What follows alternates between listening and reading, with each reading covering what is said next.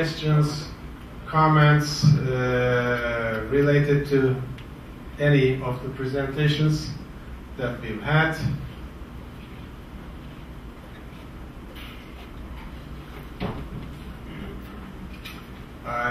Yes, Dr. Alvar.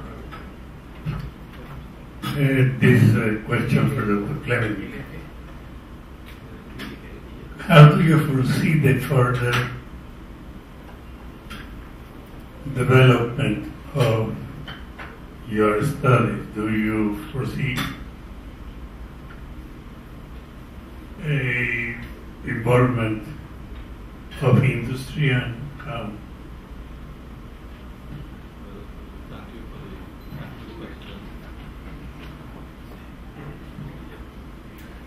That will cover.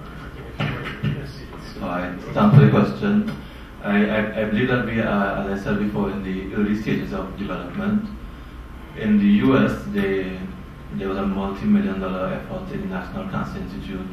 But it was abandoned because it took a lot of money and a lot of human resources to do it.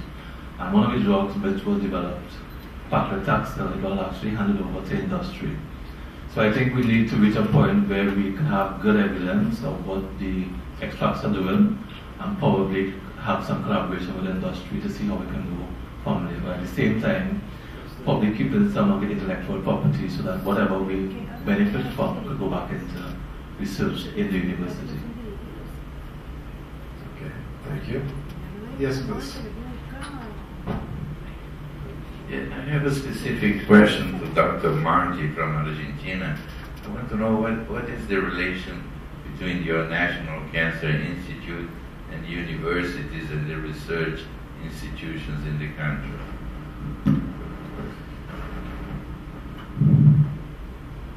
The National Institute of Cancer belongs to the Ministry of Health. It's a branch of the Ministry of Health.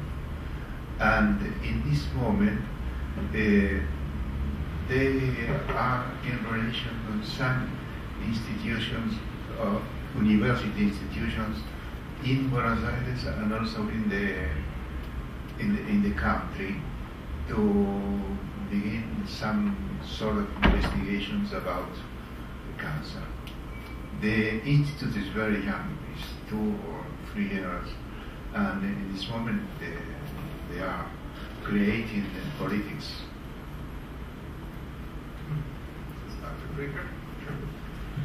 I have a question for all the panel, members of the panel, is to give some continuity to what we discussed this morning, yesterday, about education, about the role of education in the prevention of cancer. What is the major focus of the education and prevention in cancer? We heard the speech in Brazil, in tobacco. But when we are going to really proceed in this experience that Professor Fuster showed us, this about making a really a project to have in the schools to really touch all the problem of behavior. What are the area of behavior that really is involved in cancer? Because we talk very much about cardiovascular diseases, obesity, is salt, is exercise, or for cancer is it similar? What are the focus that is necessary for education, specifically for cancer?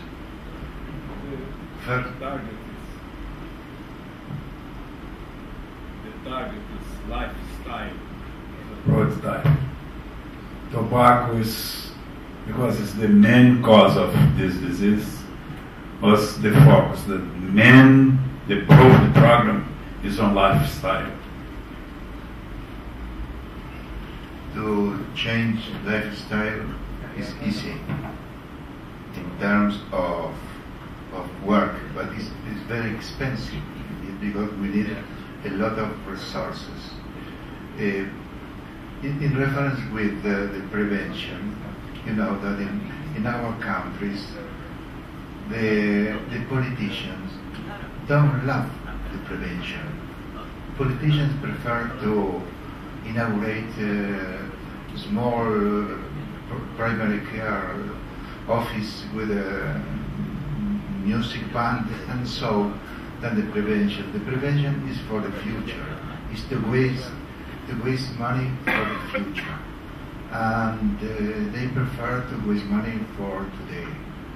This is one of our problems, to mentalize the politicians to go to look to the future.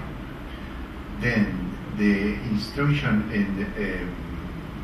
in schools and in high schools is a little difficult too.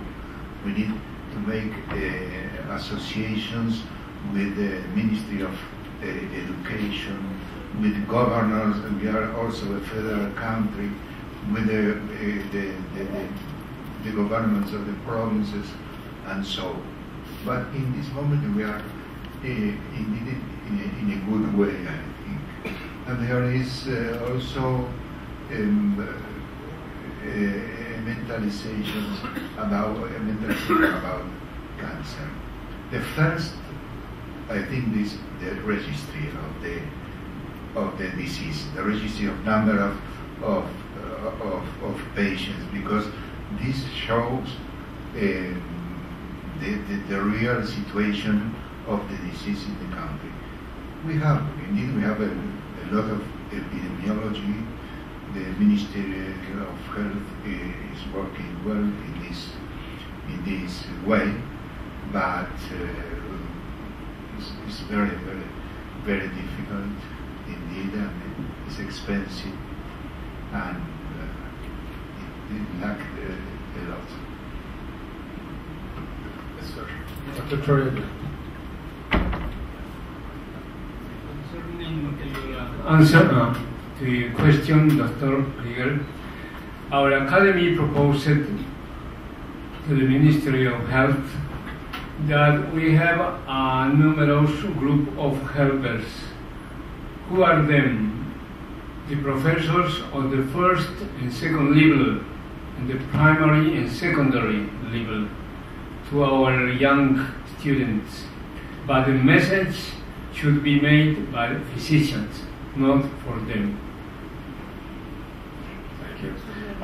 Along these lines, I may have a short question myself.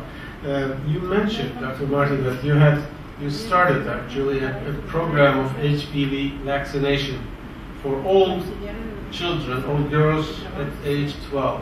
Is this? Are there many examples of these throughout the world? Is that a unique program that is making it mandatory for everybody? And is that an expensive program at the same time?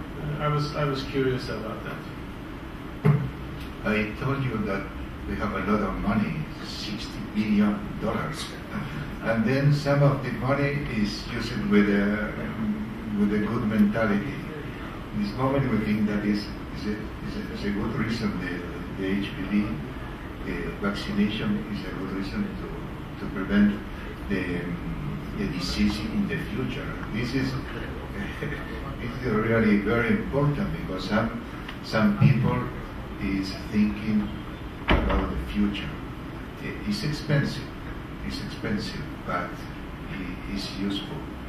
We have also the chemotherapy, the chemotherapy treatment is absolutely free through the social security, through the hospitals, the union labor unions,